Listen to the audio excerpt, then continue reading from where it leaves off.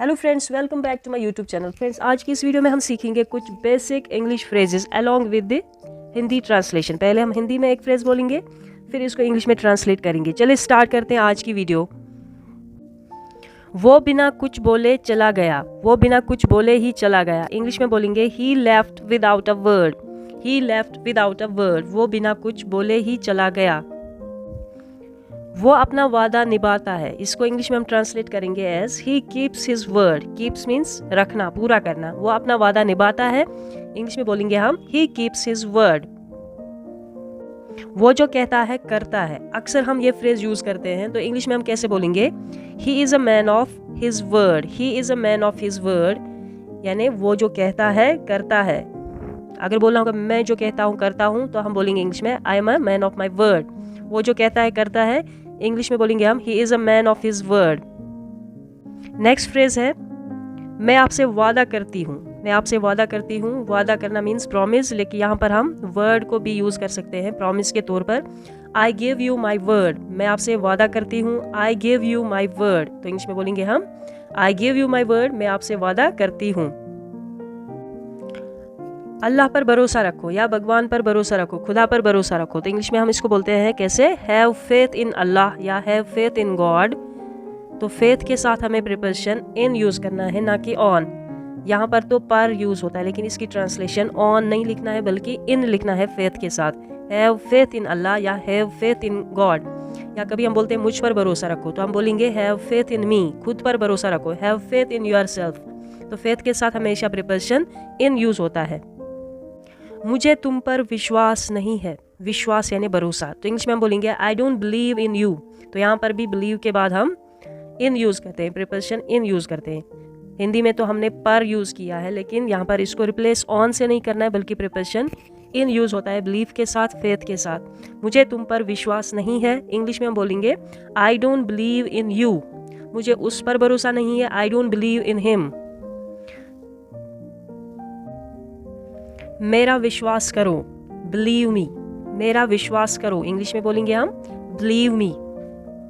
कभी हम ये फ्रेज भी यूज करते हैं मानो या ना मानो, तो इंग्लिश में बोलेंगे बिलीव इट और नॉट। मानो या ना मानो, बिलीव इट और नॉट। नेक्स्ट फ्रेज मुझे विश्वास नहीं हो रहा है या मुझे यकीन नहीं हो रहा है। इंग्लिश में बोलेंगे हम आई डोंट बिलीव इट। मुझे विश्वास नहीं हो रहा है या मुझे यकीन नहीं हो रहा है, इंग्लिश में बोलेंगे हम आई डोंट बिलीव इट। मुझे जाना है। जब हम किसी से रुखसत होना चाहते हैं तो हम बोलते हैं मुझे जाना है, तो हम बोलेंगे आई हैव टू गो, या शॉर्ट में बोलेंगे I got to go. I have to go, I got to go means मुझे जाना है। माफ कीजिएगा, एक और फ्रेज हम यूज करते हैं माफ कीजिएगा। इंग्लिश में बोलेंगे पार्डन मी। बहुत ही सिंपल है, छोटा सा फ्रेज है, लेकिन बहुत ही कॉमनली यूज करते हैं हम। माफ कीजिएगा, पार्डन मी।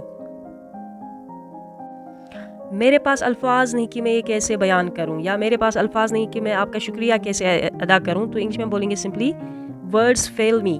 वर्ड्स फेल मी। मेरे पास अल्फाज नहीं, मेरे पास शब्द नहीं कि मैं आपका शुक्रिया अदा कर सकूं या मैं ये बयान कर सकूं। वर्ड्स फेल मी। शॉर्ट में हम कह सकते हैं वर्ड्स फेल मी। नेक्स्ट फ्रेज वो बहुत कम बोलते हैं। He is a man of few words. वो बहुत कम बोलते हैं, मैन ऑफ फ्यू वर्ड्स।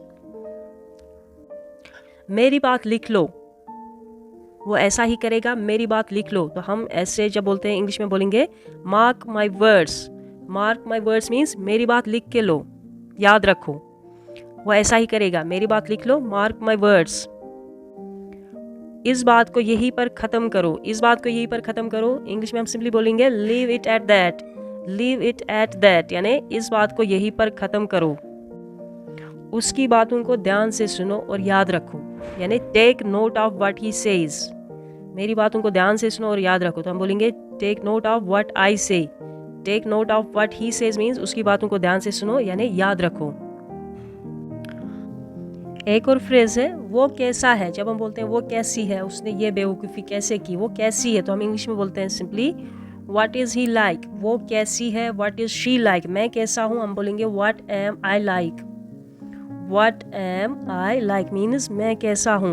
वो कैसी है, what is she like। वो कैसा है, what is he like। एक और फ्रेज जो अक्सर हम यूज करते हैं दैट इज मुझे मेरे हाल पर छोड़ दो।